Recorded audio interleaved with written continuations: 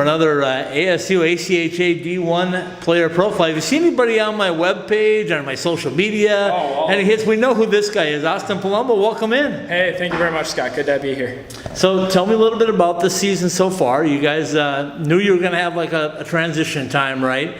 And you had some road games, and you're now starting to peak towards the right time of the year when you get to play at home and you get to make a run at that national tournament. Yeah, absolutely. You know, we have a very young team coming into this year. You know, a lot of young guys, a lot of guys that are 18, 19, 20 years old. I think our average age is around 20, and with the all the road trips in the first semester, we really had our work cut out for us. But I think that we're combating it pretty well. I think things are going well for us. We're starting to really roll into that right direction, and it's really good to have this momentum heading into the second semester. So you're in your junior year. You've seen this program for a little while now. You've seen some ups, you've seen some downs. You're back on the uprise. Tell me a little bit about the career so far. How's it been? It's honestly been just a blast. Like the guys always told me, take lots of pictures, and I've been trying to do that. I've was fortunate enough to play with a lot of guys like Ryan Ostertag, Michael Cummings, a lot of the guys that won that ship back in 2015. And last year was a little bit of an off year, but things are moving in the right direction, and it's really good. And that's just kind of Sun Devil hockey, is keep things moving in the positive direction and always go into a game expecting to win. When you decided to come to Arizona State, what was the reason that brought you to the Pitchfork, to Sparky, to ASU? Just kind of the culture here growing up. I grew up here in Arizona, and always being around the rink, playing at Oceanside as a kid, and seeing the culture that was being built. It was really something special and something I really wanted to be a part of. So let's talk specifically about your game. You've had a chance to do a little bit of everything, but how are you settling in? What's your game style? What do you like to do on the ice? I always joke with Sully, I like to play like his dad. I like to just, try to kill as many penalties as I can, block some shots, do what the team needs me to do. If they need me to be the physical guy one night, I'll do that. If they need me to put the body on the line or, try to score, I'll do my best at that too, just whatever the boys need that night.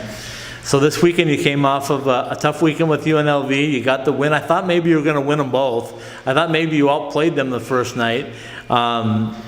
Talk a little bit about that this weekend and what that meant to your program. UNLV is a very, very skilled program. They got lots of guys that can absolutely rip that puck, and that was kind of our main focus heading into that weekend, was to try to combat that skill game, and that we needed to play a more physical game. We needed to really have our systems locked down in check, and we just needed to make sure we played that full hard 60, and I felt like both nights we did that. And a split weekend with them is not something to be ashamed of at all. Obviously we want the full 4 points, but we'll take the 2, and we got 2 more games against them, so let's see how that goes.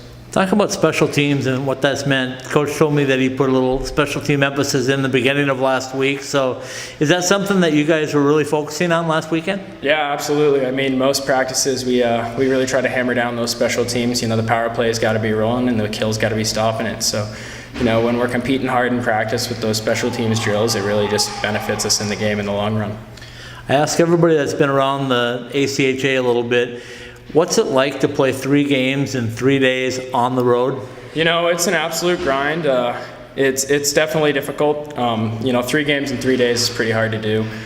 Really any league, and then especially on the road, and it's difficult, and you got guys trying to be caught up with school. You're missing class and you have homework assignments and all that, but as much of it being a grind, it's actually a really fun time. You get to spend a lot of time with the guys, and that's really what college hockey is all about, is working hard towards something big and trying to get school done at the same time. And it really is a full-time job, right? I mean, you guys spend a lot of time at the rink. If you're not here, you're on your way to a game somewhere.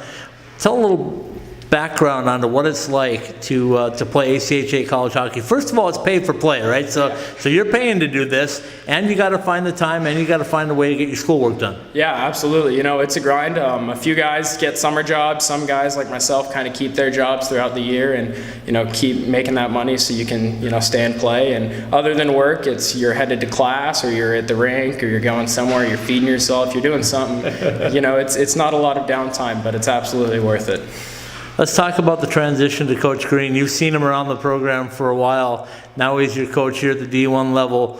By the looks of everything I've been seeing on the ice, everybody's pretty happy with him as in charge of your program. Oh, absolutely. Coach Green's a great coach. We all love playing for him. He's a great guy, both on and off the ice, and he knows a lot about what he's doing. He's been here with the program for such a long time. It's really helping us come a long way, and we're really starting to move in that right direction. You know, he told me after the win the other night that that's the first time he's beat UNLV, and that meant a lot to him. He said he wasn't able to beat him at the D2 level, and now to beat him at the D1 level, he was extremely happy with that. So were you aware of that? No, I wasn't. I've seen his pedigree. I figured he had won against them before, but I'm glad that we could be the ones to help him beat him, and I'm sure it won't be the only time we will. I got to ask you about your assistant coach's bicep. You know what I'm talking about, right? Yeah. What? Chad's arm. Now, I've heard a couple of times outside the locker room, it's 1, 2, 3, Chad's arm, or how does that go? Yeah, it all started when he unveiled it to us, and we liked it. It's a good tat. He wears his heart on his sleeve, and he's got his heart in the shape of Sparky, it looks like. So, sometimes to give him a little bit, we just like to say Chad's arm instead of Devils or Sparky, just because it kind of rattles his cage a bit.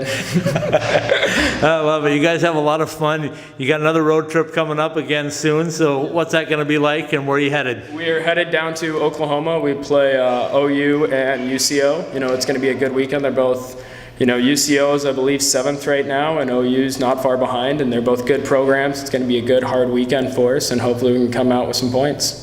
Absolutely, Austin. I appreciate your time, and good luck this weekend. Good luck the rest of the year. We'll look forward to seeing you here at Oceanside a lot this second semester. How about? Absolutely. Thank you very much for having me.